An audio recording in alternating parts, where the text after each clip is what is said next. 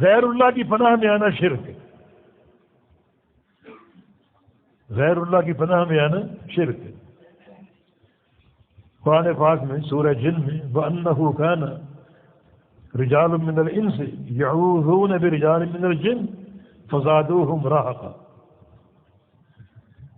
یہ نبی اسلام کی بعثت سے قبل کی جاہلیت ہے کہ کچھ انسان جنوں کی پناہ طلب کرتے تھے۔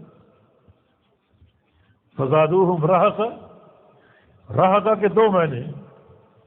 ضعفاً ضعفاً فزادوہم، پھر ہم کا مرجع انسان کی طرف ہوگا، رجال من الانس کی طرف۔ اس پناہ طلب کرنے کے بعد ان کا ضعف اور کمزوری اور بڑھ جاتی اور جن کوئی کفایت نہ کر پاتے۔ یہ زادوہم رہقا، یہ ہم کا مرجع رجال من الجن، اس صورت میں رہقا بمعنی طغیان، دونوں معنی ثابت ہیں،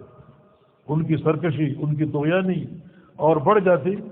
اور جن کہتے ہیں کہ ہم تو انسانوں کو بھی سردار ہیں اور جنوں کو بھی سردار ہیں۔ اس آیت کریمہ میں ایک قصے کی طرف اشارہ ہے کہ جب کوئی شخص جاہلیت کے دور میں سفر کو نکلتا اور کوئی جنگل شروع ہوتا یا کوئی خالی جگہ شروع ہوتی تو اس جنگل میں داخل ہوتا یہ کہہ کر کہ اعوذ بسید ھذا الوادی من شر سفہاء قومہ، کہ میں اس وادی، اس جنگل کا جو سردار ہے یعنی جن، اس کی پناہ میں آتا ہوں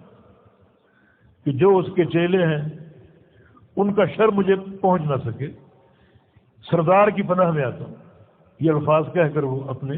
سفر کا آغاز کرتے تھے، اور اس طرح وہ شرک کے مرتکب تھے۔ یہ ان کا عقیدہ تھا کہ اللہ کے علاوہ